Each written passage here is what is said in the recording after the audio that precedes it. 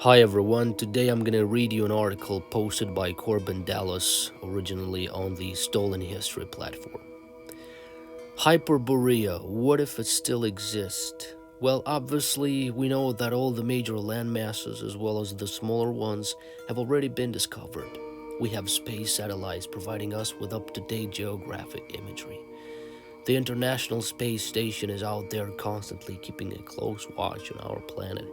At least, this is the way it is supposed to be.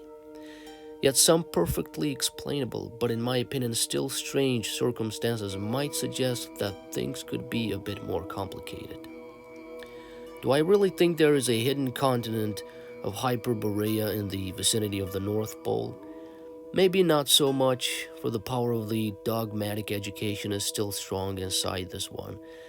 But I do think there could be just about anything which we are not allowed to see up there.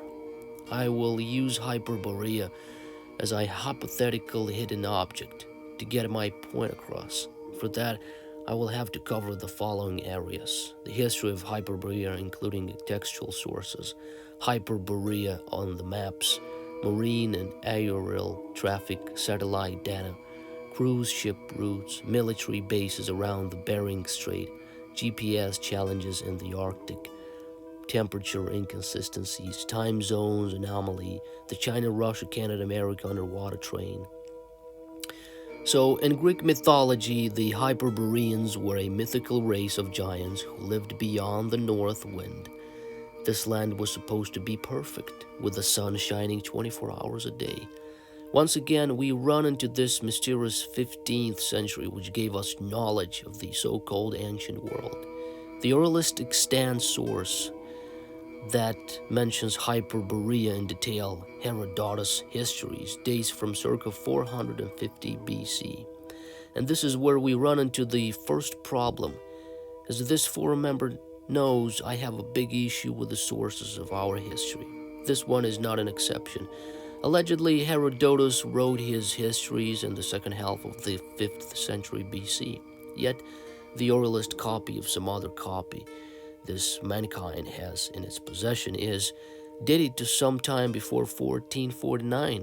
This means that the text was located in 1449 and could not be produced later than 1449. Hence, we have, well, this 2,000-year-old time void during which Herodotus was unaccounted for.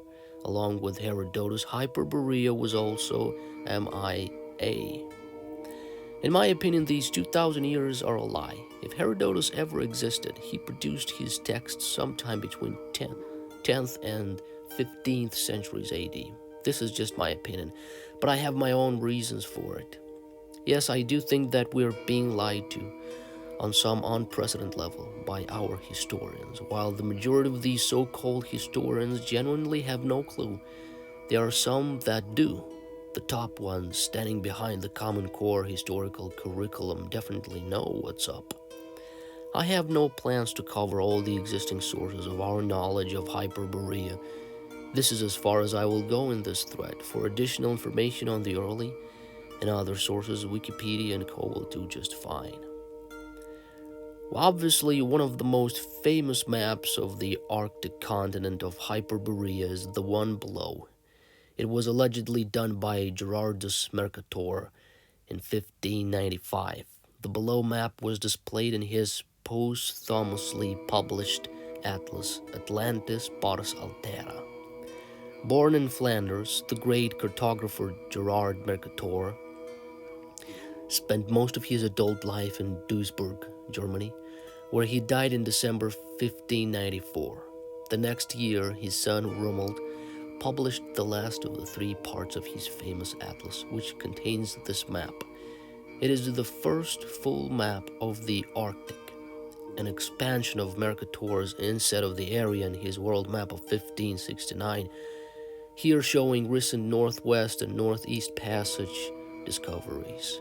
In the east, Hugo Willoughby's land is named for Sir Hugh Willoughby. Why, who, leading the English company of merchant adventurers, three-ship expedition in 1553, became locked in the ice of the coast near Murmansk, with two of his ships. Russian fishermen found the boats with their corpses the next year.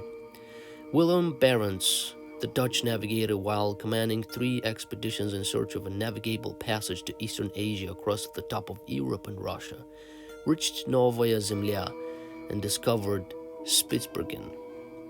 Freedom Forbursers and Freedom Davis in the west refer to discoveries of the Englishmen Martin Frobisher and John Davis in the 1570s and 1580s.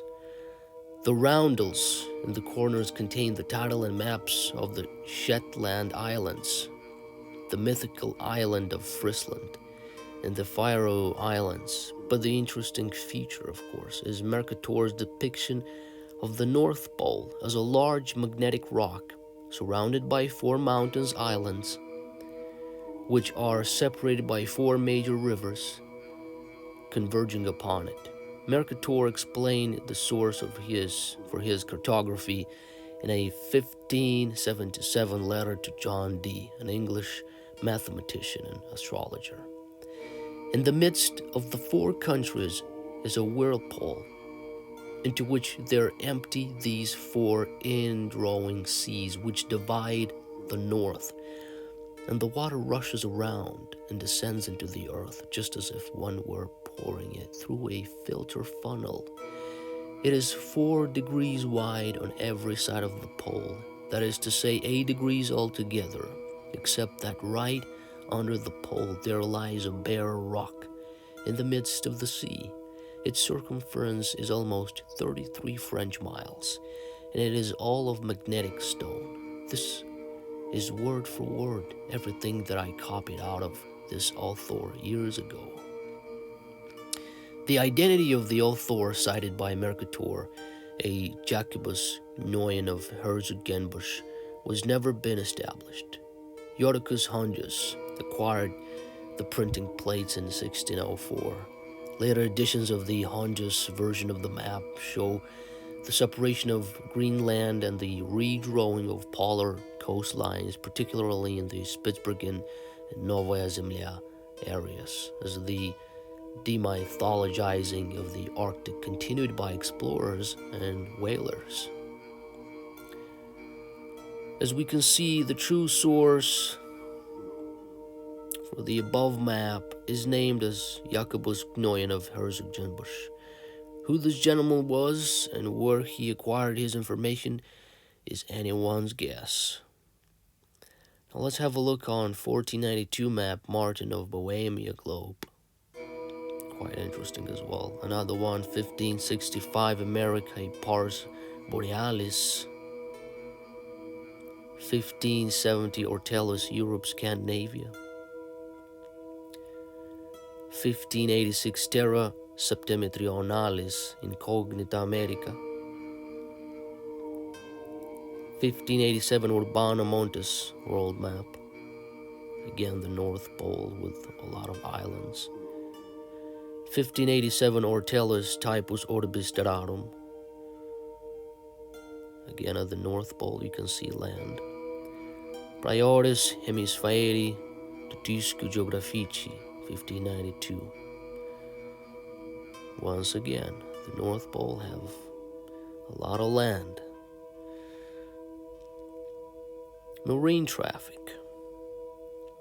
While we have tons of conventional ways to explain the lack of ship and aircraft movement north and through the Bering Strait, I think it is worth addressing the issue. We will use the below website. It allegedly used satellite signal to track ship movement around the world. Let's see on the Bering Strait and then on Spitsbergen. Spitsbergen is approximately 910 miles north of Bering Strait. It experiences plenty of marine traffic. Gulf Stream alone, if it even exists, cannot account for this ability to travel in the North Seas. Sure enough, they can say that Norwegian current is the one to blame, but its existence is as variable as the rover on Mars. Good luck waiting on a ship going through the actual Bering Strait. I've been sporadically checking for about 2 months now, while thinking about posting this. No luck so far. Ships pop up in the vicinity now and then, but not going through. This lack of traffic cannot be explained if you actually think about the bigger picture of marine traffic as it relates trade, fishing, and pleasure. If you do luck out with one phantom crossing, would that be sufficient to explain the issue? Let's look at the whole world map on the sea traveling. Alaskan sheep cruises. At some point, I thought that there was some Alaskan cruise going through the Bering Strait, but the routes below are self-explanatory. Cruise ships do not appear to enter the strait. You can cruise Bering Sea all day long, but you will not go through the actual strait. Well, at some point I thought I found a cruise going through the Bering Strait. At least the below map and this article suggested that it would be possible, but it does not exist. At least I failed to find it available for booking. Now about the aerial traffic. Multiple websites suggest that there are several flights going over the North Pole region. Yet on the aerial traffic satellite map, we are witnessing the same issue. Planes do not fly there. Obviously, we have traditional explanations which do sound plausible enough to accept them. Military bases. We sure have a buttload of both Russian and American military bases guarding the entire vicinity of the Bering Strait. This one is also plausibly explainable for the national security standpoint, but any regular military purpose could not exclude any additional one. GPS challenges in the Arctic. I did not think satellites cared where to send their signal to. Apparently, this is not quite the case. Navigational difficulties in the Arctic region are partially attributed to poor satellite reception. More human activity is expected in the Arctic region in the coming decades. However, satellite navigation remains inaccurate and difficult in this region. GPS is not quite as global as its name suggests. The technology is unreliable in the Arctic, an area on Earth that is slowly seeing more human activity due to tourism, research, and industry.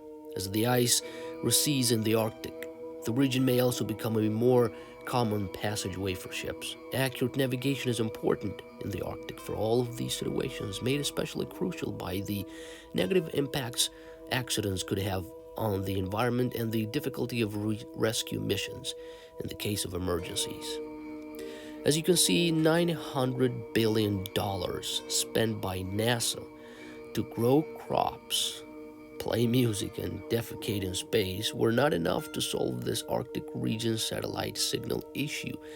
Shame on them, or shame on us for being so gullible. Temperature inconsistencies. Two regions, 1,300 miles apart, when viewed north to south, have virtually the same temperature, with Alaskan Anchorage being the warmer one on multiple occasions. Well, time zones anomaly will tell us more now. Two towns or cities are 59 miles away from each other, yet the time difference on the time zone map is 4 hours. Why would it be like that?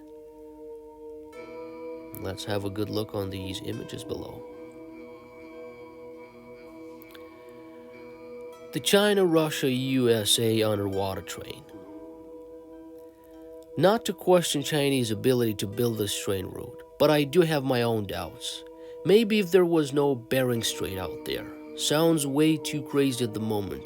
In my home state of Washington, they are building this 50-mile long, $60 billion light rail train, which will take them 10 years to complete. Probably should have never mentioned this one, but the entire idea is just ridiculous. Quadruple the price, triple the time and enjoy. I think something is left unsaid with this project. I do not know if they are hiding Hyperborea there or something else, but things are definitely not as straightforward as they should be. Accepting the official position requires one too many plausible explanations to be embraced as something normal. In general, we are supposed to know what is located in the Arctic Circle: cold water and a bunch of ice. We have satellite imagery and ISS imagery. Finally, we have Google Maps and Google Earth, which are based on satellite imagery, right? Where is the ice? Faking Bering Strait misrepresents some bay, yeah? Not so clear at all in the end. Well, what are your thoughts about all that? Let me know down below in the comments.